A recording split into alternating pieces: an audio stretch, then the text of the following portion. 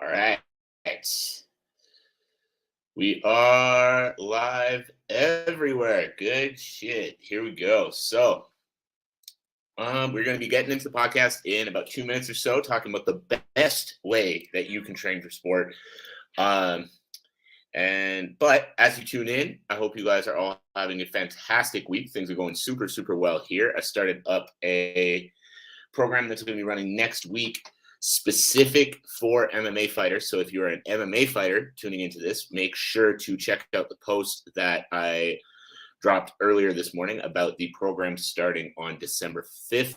There's going to be a lot of good stuff in there for you. So if you're tuning in right now and you are an MMA fighter or an aspiring MMA fighter, make sure to check that out. It is called 4 Days to Unbreakable Cardio. And the whole idea behind that program, we're going to be building up your conditioning. I'm going to be teaching you within that 4 days everything you need to know about conditioning specific for mixed martial arts.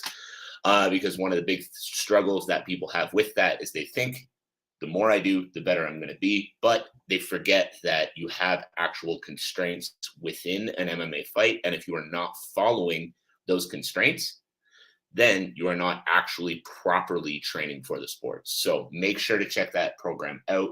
I dropped it online. I dropped it on stories on TikTok, Instagram, should be on Facebook as well. I've got a bunch of applications already, but if you haven't checked it out yet, make sure to check it out so that you don't miss out. I've got 10 spots left and it's only been live for a couple of hours. So very excited about that.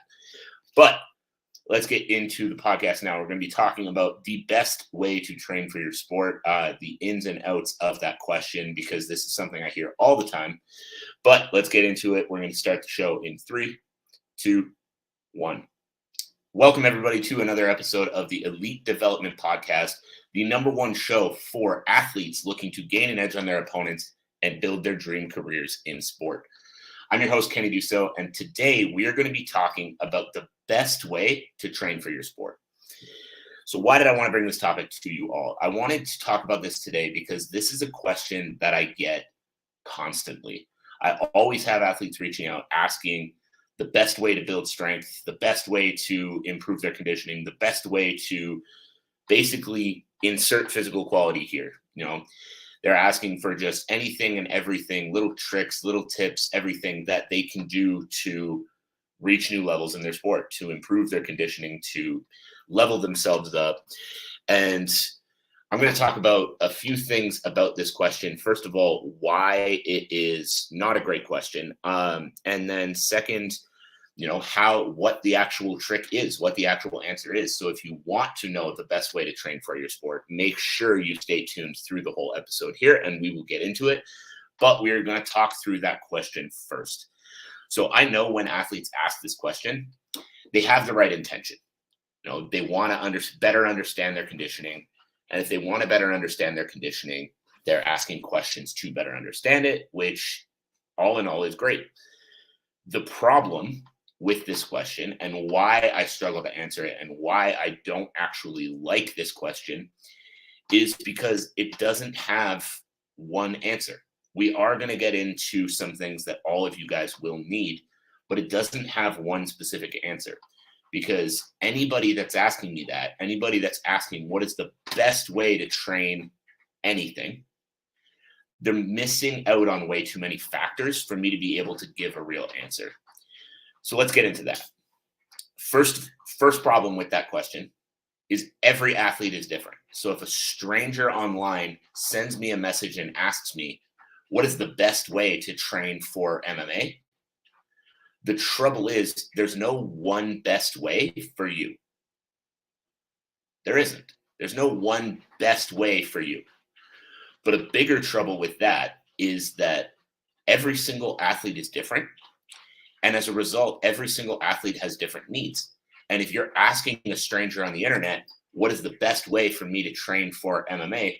And they're giving you an answer and they're saying you need to do specifically this workout or this training session or use this method, and that's their first message back to you, this is not someone you should be listening to. And the reason is that person does not have enough information to give you a proper plan just off of that one question alone. So if you're asking a coach on the internet, what is the best way for me to train, insert physical quality here or insert sport here, and just off of that question, they're giving you answers. This is the answer. You need to do this. You need to do this session, this program, whatever it is. And that's going to be the best way for you to do it. That coach does not have enough information to give you a proper answer. And as a result, you should not be listening to them. Now, the other trouble with this question is, well, let's talk about those factors. I mentioned that in order to properly answer this question, there are too many factors for me to just give you an answer and tell you the best way for you to train is this program or this exercise or this session or whatever it might be. So let's talk about those factors. So the first factor is going to be training experience.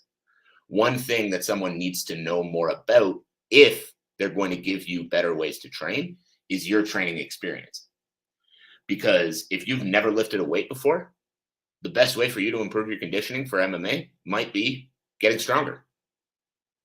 Even though that's not conditioning work by the true definition of it or what people think the true definition of it is, the best way for you to improve your conditioning, for MMA, if you've never lifted weights before, might just be getting stronger. However, if you have a lot of training experience, then it's going to depend on what kind of stuff you're doing. Have you been doing just a lot of running? Have you been doing a lot of lifting? What kind of stuff have you been doing? Because if you're running every day, the best way to improve your conditioning for MMA is not going to be more running. It's not going to be more aerobic work. But if you're not doing any aerobic work, if you're spending your time lifting weights, spending your time doing more explosive power speed kind of training, then the best way to improve your conditioning for MMA might be more aerobic work. I apologize for anybody who's hearing my cat in the background. He's digging in his litter box. So I just figured I'd be honest about what that noise was. So if you're hearing it, I apologize. One of the difficulties about doing this podcast at home and not doing this podcast from a private studio, but one day that will be a thing. So back to conditioning for MMA. So if somebody's asking that question, that's going to be one of the factors is your current training experience. Number two is going to be what you do for a living. And this sounds a little bit crazy to say that this is going to be a factor in the best way for you to train for your sport. But if you're trying to develop physically for a sport and you're working a hard labor job for 12 hours a day, then the conditioning work that you need to do on top of that is going to be very different than the person who doesn't have a job or works part-time at a very non-physical job. And the reason is, even if it's not sport-specific stuff that you're doing, if you're physically active all day long, your body can only take so much of that. So if we try to load you up with a super high intensity program on top of physical labor, 40, 50, 60 hours a week, we're going to break your body down more than we're going to help you.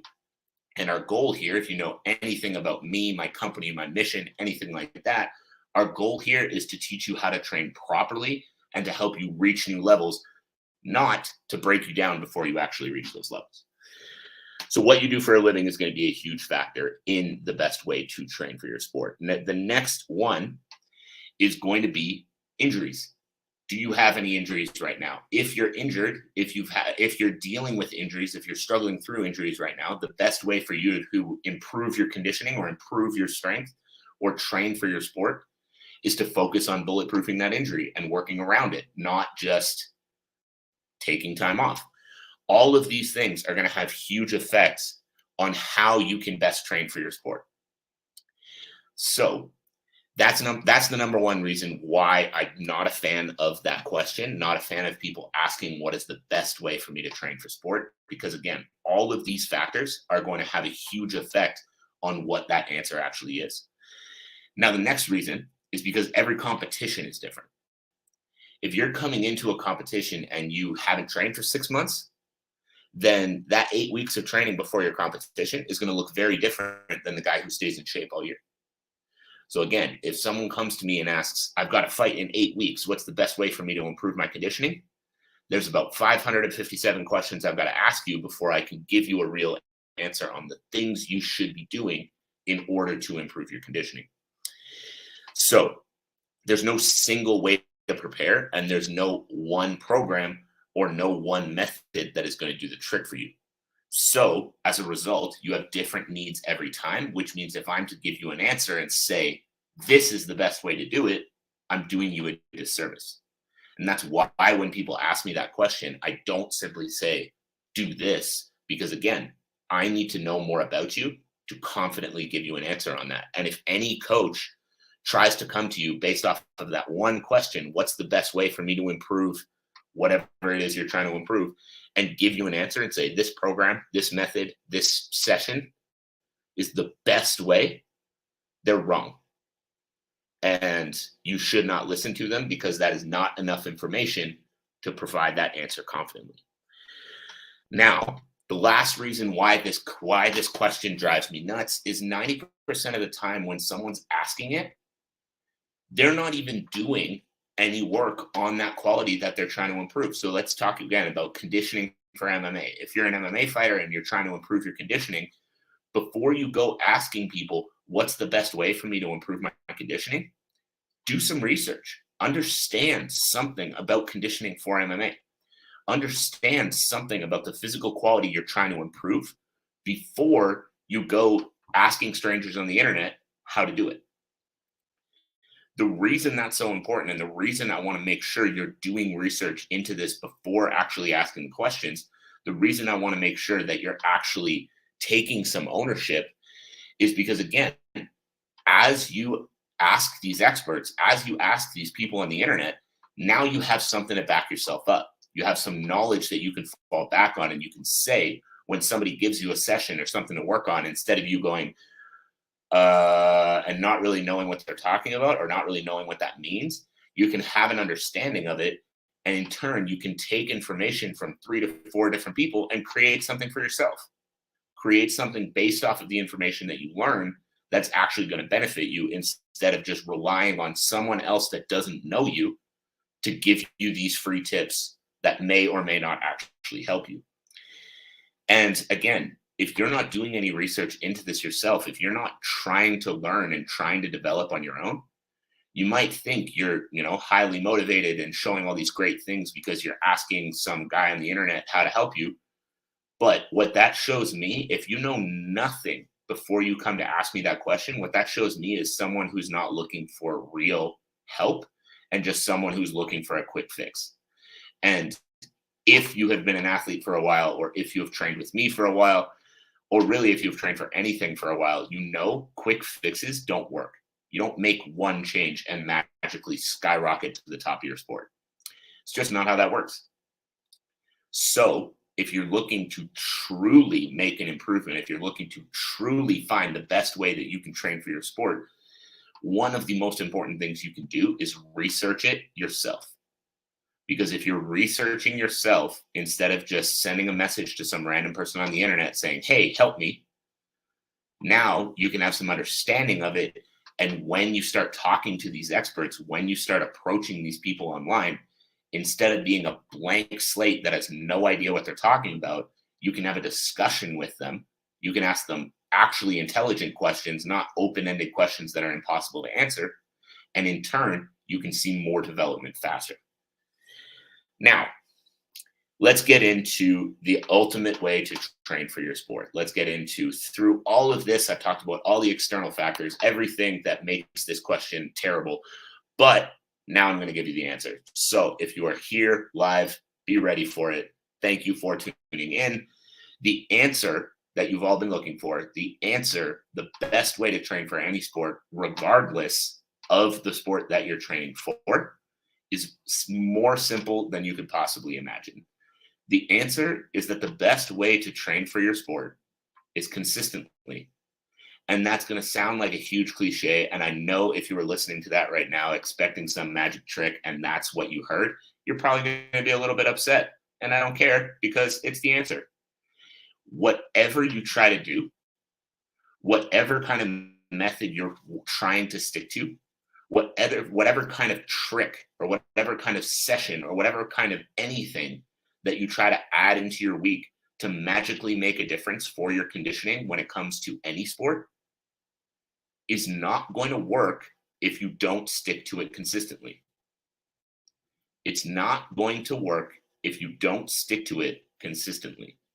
Because, like I've been saying all along, there are no tricks to this. There is no magic. There is nothing that is going to bring you from an average athlete to a great athlete, from a bad athlete to an average athlete, from a bad athlete to a great athlete. There is no one answer. There is no one method. So the answer is consistency. Stop worrying about your program being perfect. Stop worrying about trying to make sure that, you're doing the absolute perfect program at all times. Start working. Start with something you can stick to. If you're in a really busy point in your life right now and you're working a super heavy, hard labor job and you're active all day long and all you can stick to right now is 2 strength sessions a week, and that's as much as you can load into your schedule, then right now, that is the best program for you to make progress in your sport. As life goes on, as you improve, and as you start putting effort into organizing yourself and into improving yourself over time and into continually finding new levels of yourself, you can start to add to that. Because again, 2 strength sessions a week is not necessarily the ultimate program to improve as an athlete. But if that's what you can stick to right now, great. But as you start improving, as you keep moving through life, what I want you to make sure you're doing is continually looking for how you can add to that. Continually looking for what you can do to step up. Because if you're looking for what you can do to step up, if you're looking for what you can do to improve, now, even if the program you're on at the moment is suboptimal, and you're looking to add 1 session to it, you're looking to add that 1 recovery day, that 1 extra strength day, that 1 extra session for conditioning work, whatever it might be, you can develop a better and better and better program over time. But the goal is to train consistently. The person who trains twice a week year round is going to beat the person who trains 5 times a week and then falls off for 6 months. So stop worrying about it being perfect. Stop worrying about trying to find a trick. Get to the fucking gym, put the time in, put the effort in, and consistently look to improve. That's your answer. So if you are looking for the best way to train for your sport, I hope you got something out of this. I hope you have a better understanding, first, of why that's a silly question, but second, what the actual answer to the question is. And I know some of you might be thinking, but what about, and have some sort of, alternative for this question, or, some sort of reason why that answer might be wrong, or looking for something more on top of that answer. Stop. The answer is consistency. Consistency. I feel like I bumbled that word up a little bit. The answer is consistency over anything else, always. Whatever you can stick to right now, do that, and then consistently look to improve it. And if you can do that month after month, year after year, throughout your career, you are going to continue to see success. If you're always trying to pack every single session in at all times and your whole life is a mess and you're stressed out all the time and your whole body hurts every day, you're going to fall off. If you can consistently make improvements, you're going to see success. So thank you all who tuned in today. If you have gotten value from this podcast, whether this episode or other ones, please make a point of sharing the episode with teammates, with friends, with coaches, with anyone who needs to hear this message. Our goal with the show is to impact the lives and careers of millions of athletes around the world. We are definitely off to a good start, but we need your help. So I hope you have a great rest of your day. I'm looking forward to talking to you all again soon.